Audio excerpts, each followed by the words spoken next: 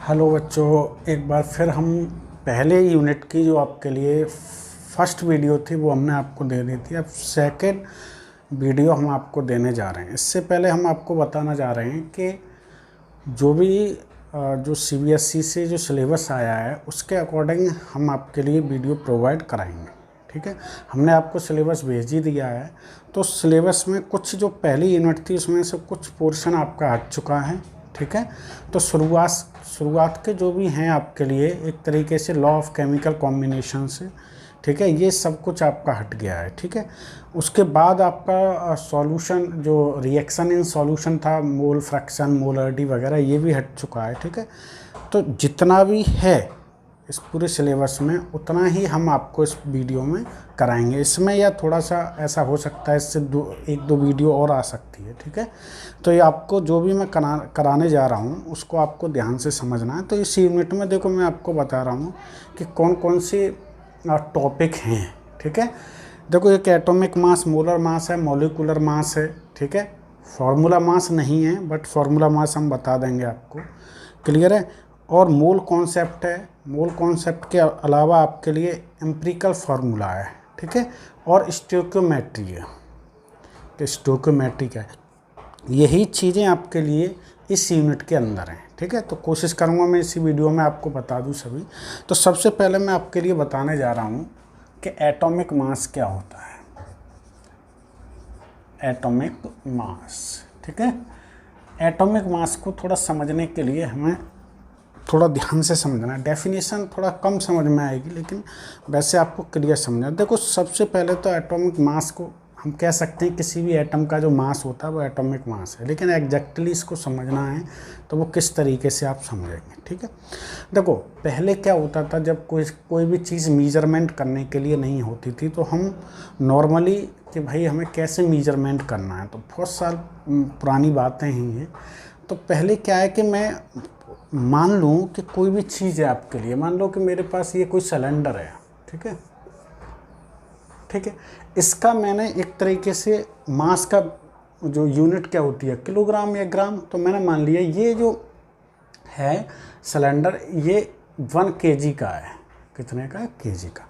ये पुरानी बातें मैं आपको बता रहा हूँ, वहीं से आपको धीरे धीरे आपको जो मॉडर्न डेफिनेशन है वो आपको समझ में आ पाएगी। ठीक है, अब मैंने क्या कहा कि ठीक है मैंने मान लिया है, क्योंकि पहले कोई मेजरमेंट के लिए ऑपरेटस था नहीं। ठीक है, अब तो टेक्नोलॉजी बढ़ चुकी है तो बहुत सारे ऑपरेटस हैं, लेकिन अब पहले नहीं था। ठीक है, तो इसको आपको समझने के लिए कि मान लिया है कि मैंने एक सिलेंडर है, इसको आपके लिए 1 kg का मान लिया है। ठीक है, अब मैं किसी भी चीज़ को मान लो मेजरमेंट करना चाह रहा हूँ। ठीक है, जैसे ये आपके लिए एक तरीके से वेटिंग है। मैंने कहा कि मैं आपके एक तरीके से यहाँ पर मैंने रख दिया, कोई भी आप ले सकते हो, जैसे आपने यहाँ पर कोई भी रख दिया वेट। ठीक है, अब मैंने कहा कि इन सिलेंडरों को मैं यहाँ लगाता जा रहा हूँ। तो मैंने कहा कि जब ये सिलेंडर इसके मान लो कि 3 सिलेंडर के बराबर इसका वेट ये हो गया, तो इसका मतलब मैं क्या कहूँगा, इसका मतलब है कि जो भी यहाँ ऑब्जेक्ट रखा हुआ है, ठीक है, उसका कितना मास हो गया। जब 3 सिलेंडर है इसका मतलब एक सिलेंडर कितने का है, 1 kg का, तो उसका कितना हो गया आपका 3 kg हो गया। ठीक है, तो इस तरीके से पहले आपके लिए मेजरमेंट किया था। ठीक है, तो इसी तरीके से अब भी होता है। गांव में तुम देखो कि पत्थर कोई बना लेते हैं कि ये 1 किलो का है, ठीक है, या 2.5 किलो का है। ठीक है, तो उसी को करके अपने मेजरमेंट कर देते हैं। लेकिन जैसे जैसे टेक्नोलॉजी बढ़ी, ठीक है, तो हमने उसको एक स्टैंडर्ड एलिमेंट से कंपैरिजन किया कि भाई एक स्टैंडर्ड एलिमेंट है, इसके द्वारा हम किसी भी एटम का एटॉमिक मास फाइंड करेंगे। ठीक है, तो जो वो स्टैंडर्ड एलिमेंट माना था, स्टैंडर्ड जो एलिमेंट माना था, ठीक है, वो माना था आपका कार्बन 12। क्या माना था? कार्बन 12। अब ऐसा भी पूछा जाता है कि कार्बन 12 को ही क्यों माना गया, ठीक है, और कोई भी एलिमेंट क्यों नहीं लिया था कि भाई कार्बन 12 के अलावा और भी हैं। देखो सबसे पहले तो ये है कि ये जो कार्बन है इसके 3 आइसोटॉप होते हैं। आइसोटॉप आप जानते हैं, इनका एटॉमिक मास सेम होता है। ठीक है, लेकिन एटॉमिक नंबर सेम होता है बट एटॉमिक मास क्या होता है, डिफरेंट है, वो होते हैं आपके आइसोटॉप।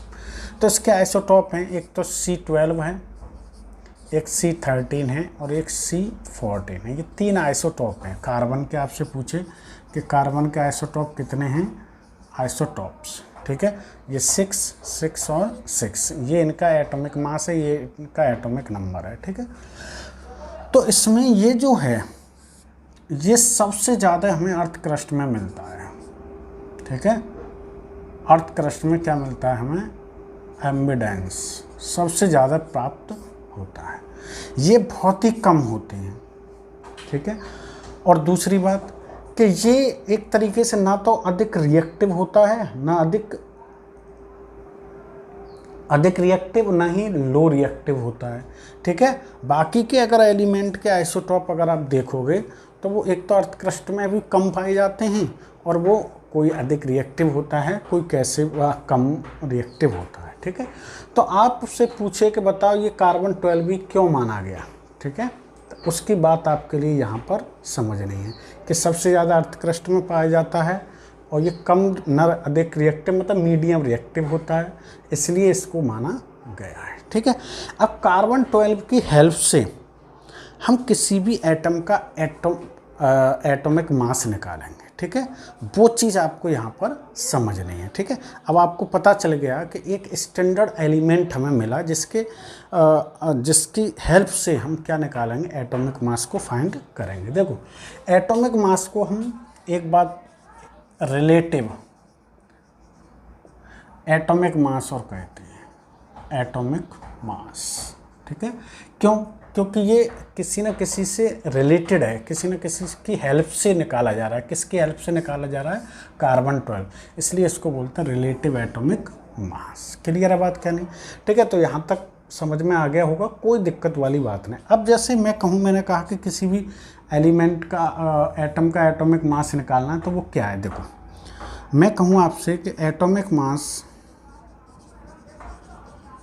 ऑफ ऑक्सीजन एटम, तो मैं लिखूँगा 16 × 1/12 मास ऑफ 1 कार्बन 12 एटम, ठीक है।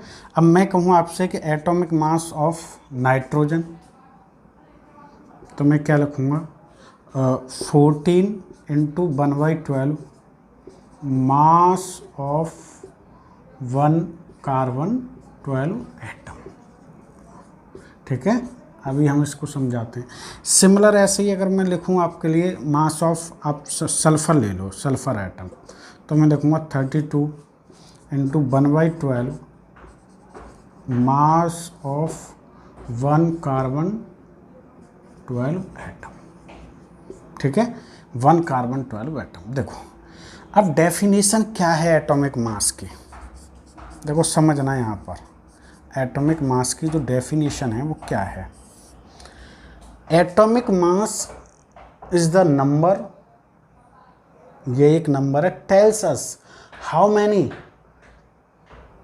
Many times of atom of the element heavier than किससे, इससे heavier than 1/12 of mass of carbon 12 atom. मतलब एटॉमिक मास एक ऐसा नंबर है, देखो एटॉमिक मास एक ऐसा नंबर है किसी भी एटम का जो इतने से क्या है, अधिक है, हैवियर है।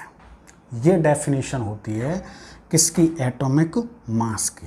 कितने से, देखो ये इससे हैवियर देन है, इससे अधिक है, इससे, ठीक है। तो ऐसा नंबर है भाई, ये नंबर ही तो है आपका, ये क्या है, आपका नंबर है, ठीक है।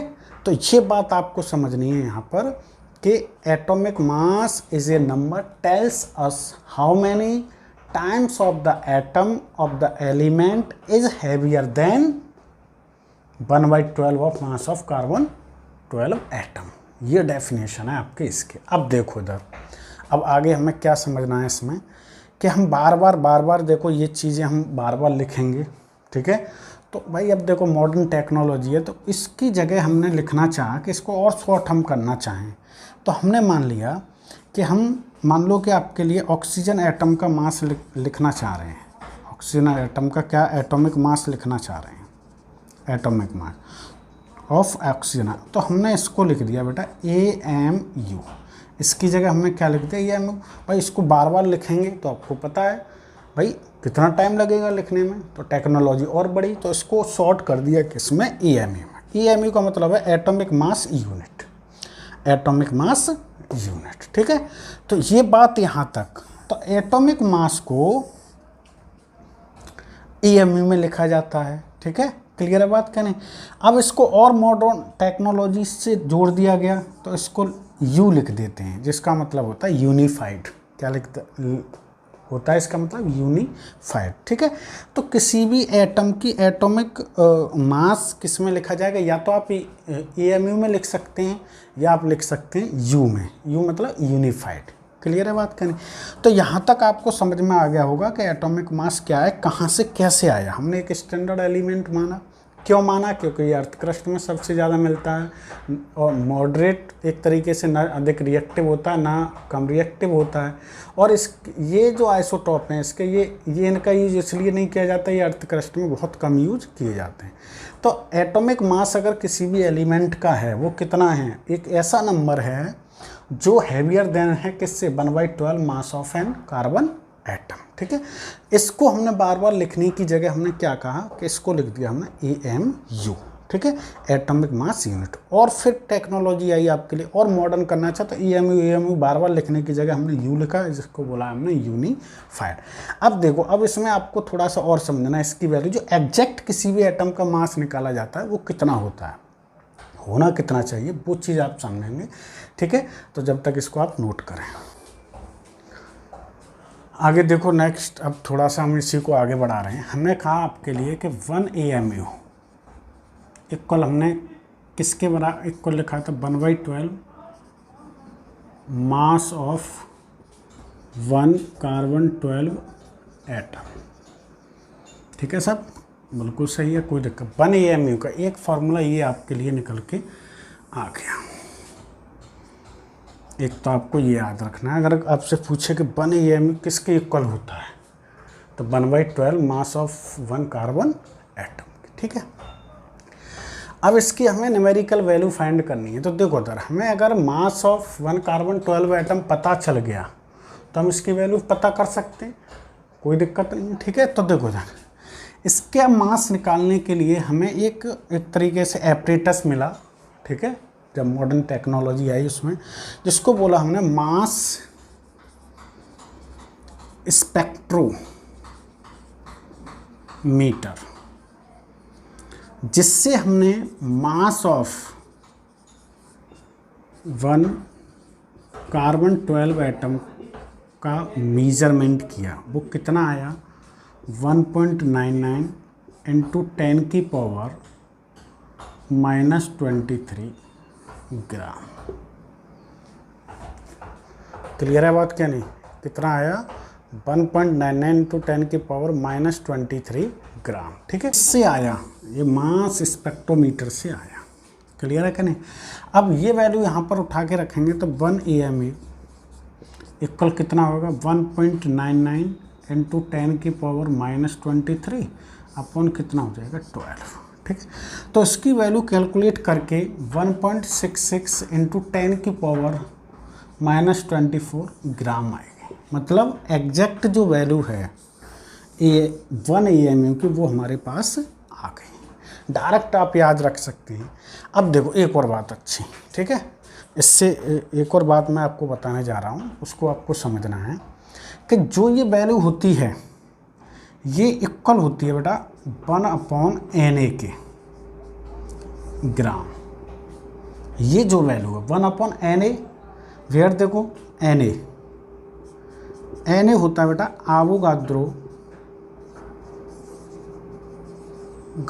नंबर। ठीक है, जो जिसकी वैल्यू होती है 6.022 इंटू 10 की पावर 23।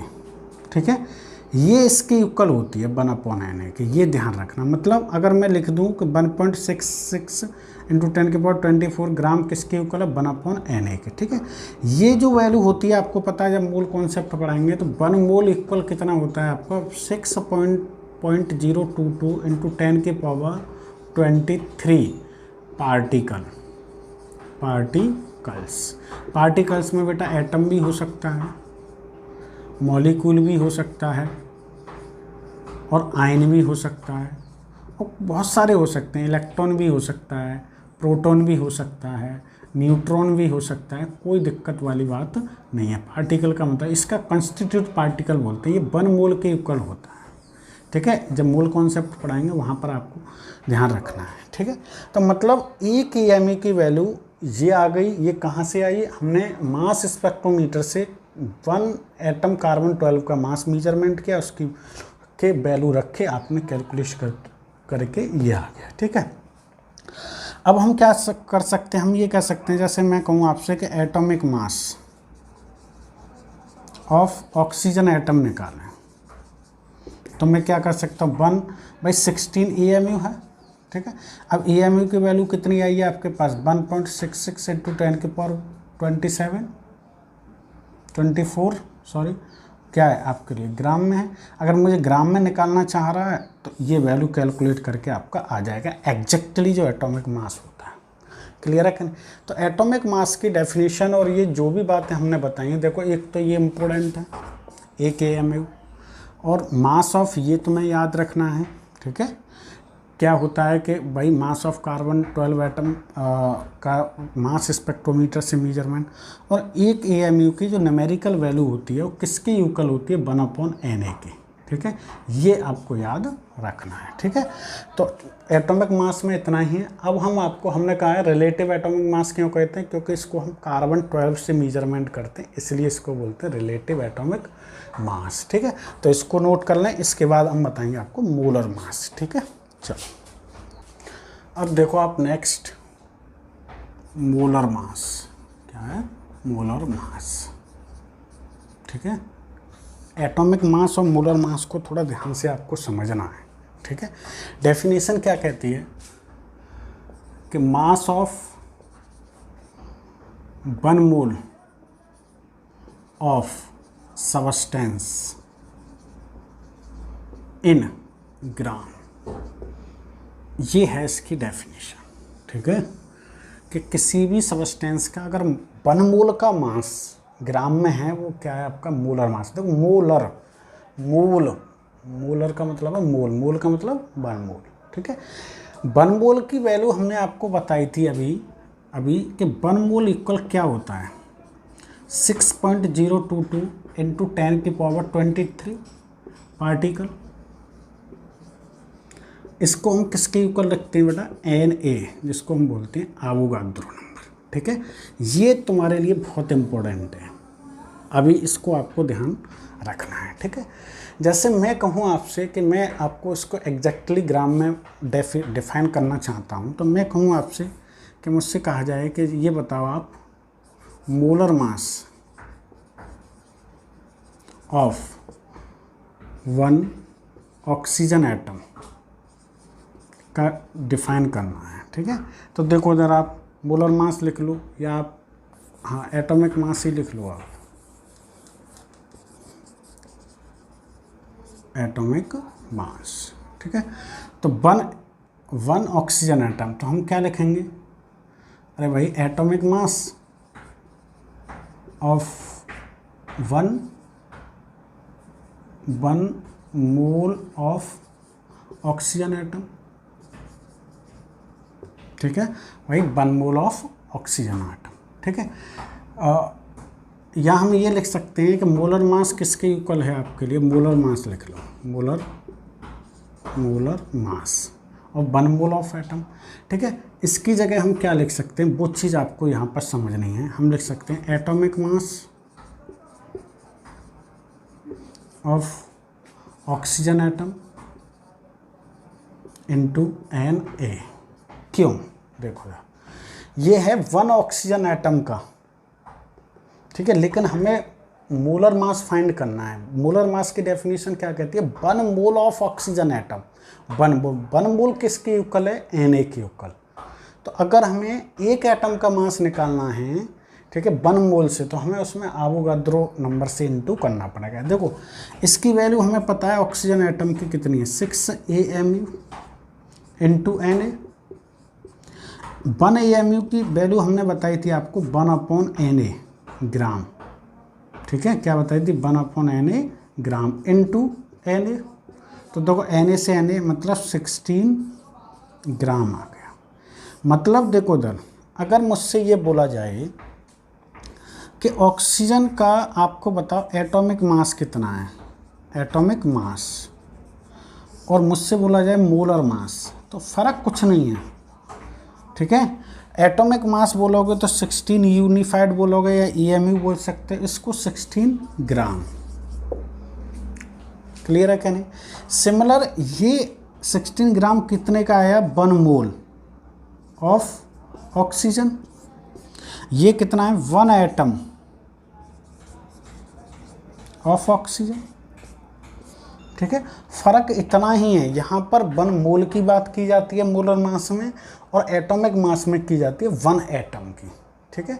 तो एटॉमिक मास और मोलर मास में यही फ़र्क है, नंबर में कोई नहीं है। आप कोई भी पूछे कि भाई क्या है, कैसे क्या, तो आप कह सकते हैं कि भाई यूनिट में फ़र्क होता है। भाई मुझसे कहा नाइट्रोजन का मोलर मास बताओ, मैं बताऊँगा 14 ग्राम पर मोल, 1 मोल का। और मुझसे कहा जाए कि भाई उसका एटॉमिक मास बताओ, तो मैं 14 यूनिफाइड बोल दूंगा या AMU बोल सकता हूँ, कोई भी फ़र्क यहाँ पर नहीं है, ठीक है। तो ये चीज़ आपको समझनी है मोलर मास और इसमें है कि ये आया कहाँ से। भाई देखो एटॉमिक मास हमें फाइंड कितना है AMU का, Na क्यों लगाया? क्योंकि 1 मोल की बात कर रहे हैं, ठीक है। क्योंकि मोलर मास जो होता है वो 1 मोल के लिए काउंट किया जाता है, तो वैल्यू कैलकुलेट की, ये वैल्यू यहाँ से इस तरीके से आगे ग्राम में, ठीक है। तो ये मोलर मास की डेफिनेशन है। देखो आप आगे है मॉलिक्यूलर मास। देखो मॉलिक्यूलर मास क्या होता है? सिंपल है, जैसे कोई भी मॉलिक्यूल है उसमें एटम है, तो एटॉमिक मास के सम को हम क्या कहेंगे? मॉलिक्यूलर मास, ठीक है। तो देखो इधर एक एग्जांपल लेके हम आपको बताते हैं, जैसे CO2 है, CO2 का हमें मॉलिक्यूलर मास चाहिए, ठीक है। तो कार्बन का 12, भाई कार्बन एटम है, इसका यूनिफाइड, प्लस एक ऑक्सीजन का कितना है? 16 यूनिफाइड, कितने ऑक्सीजन? 2, ठीक है। तो 12 प्लस 32 यूनिफाइड, ठीक है, कितना हुआ? 4 और 4 यूनिफाइड। ये तो हो गया बेटा मॉलिक्यूलर मास। क्या? मॉलिक्यूलर मास मतलब हम ये कह सकते हैं the sum of atomic mass of the atom is called molecular mass present in a molecule, ठीक है। जितने भी एटम प्रेजेंट हैं उनका एटॉमिक मास का सम क्या कहलाएगा? मॉलिक्यूलर मास, ठीक है। अब जैसे एक और एग्जांपल आप समझ लो, H2SO4 है, ठीक है। तो देखो इधर इसमें कौन कौन से एटम में? Hydrogen, sulphur, oxygen. तो देखो हाइड्रोजन का कितना होता है? 1, ठीक है। तो 1 इंटू कितना हुआ? 2, ठीक है, प्लस 32 U लिख सकते हो आप यहाँ पर, 1U यूनिफाइड है, ठीक है, प्लस 16 यूनिफाइड इंटू कितने हैं? 4, ठीक है। तो ये कितना आया आपका? 1 और 34 यूनिफाइड प्लस 64 यूनिफाइड, मतलब ये कितना आया आपका? 98 यूनिफाइड। तो H2SO4 का जो मॉलिक्यूलर मास होता है वो कितना होता है आपका? 98 यूनिफाइड, ठीक है। अगर मुझसे बोला जाए ग्राम मॉलिक्यूलर मास क्या होता है? क्या? ग्राम मॉलिक्यूलर मास, ठीक है। तो सिंपल सी बात है, अगर आप मोलर मास को ग्राम में रिप्रेजेंट कर दें, ठीक है, तो वो क्या होगा आपका लिए?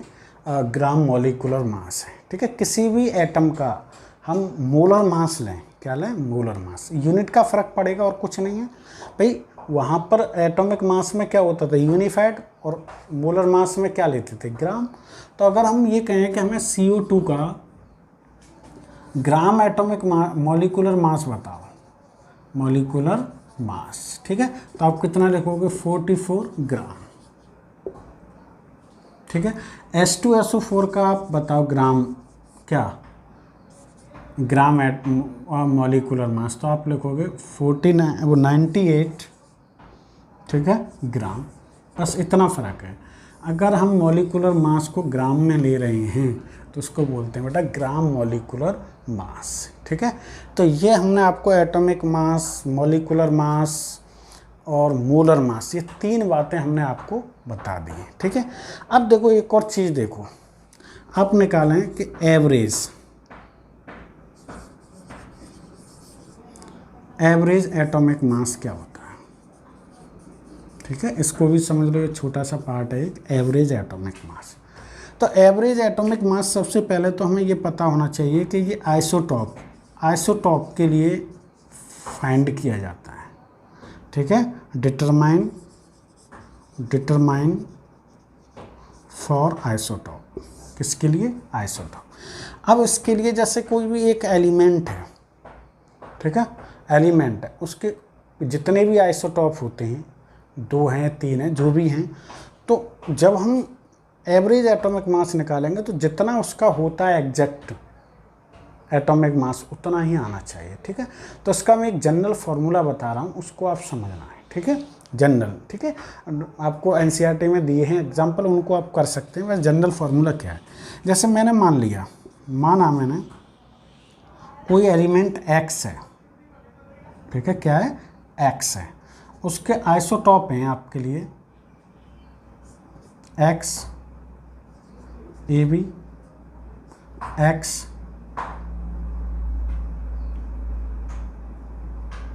CD और X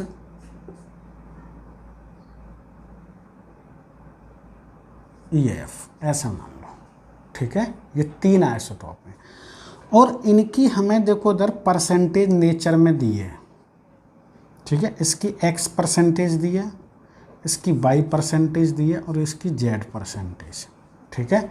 ये नेचर में हमें दी होती है हमेशा, जब भी क्वेश्चन में उसमें लिखा रहता है एम्बेडेंस परसेंटेज, कितना परसेंटेज नेचर में है कौन सा आइसोटॉप, ठीक है। तो अगर हम कहें कि एटॉमिक मास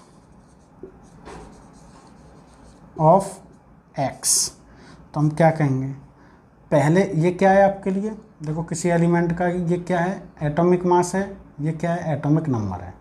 तो इसमें क्या है, X जितनी पर आपको परसेंटेज दी है इंटू B प्लस D इसका एटॉमिक मास इंटू Y जितनी परसेंटेज दी है प्लस जितना इसका एटॉमिक मास F इंटू जितनी परसेंटेज है अपॉन 100। ये फॉर्मूला लगा देना, दोबारा से मैं समझा दूंगा, ठीक है। किसी भी आइसोटॉप की ये जो होता है वो एटॉमिक मास होता है, एटॉमिक मास और उसकी परसेंटेज का इंटू कर दो जितना भी दी है, प्लस में दूसरे आइसोटॉप, प्लस में तीसरे आइसोटॉप का, सिमिलर कंडीशन करके 100 का आप मल्टीप्लाई कर दें तो एग्जैक्ट जितना एटॉमिक मास होगा जो एलिमेंट है X जो भी है आपके पास, उसका एवरेज एटॉमिक मास निकल के आ जाएगा, ठीक है।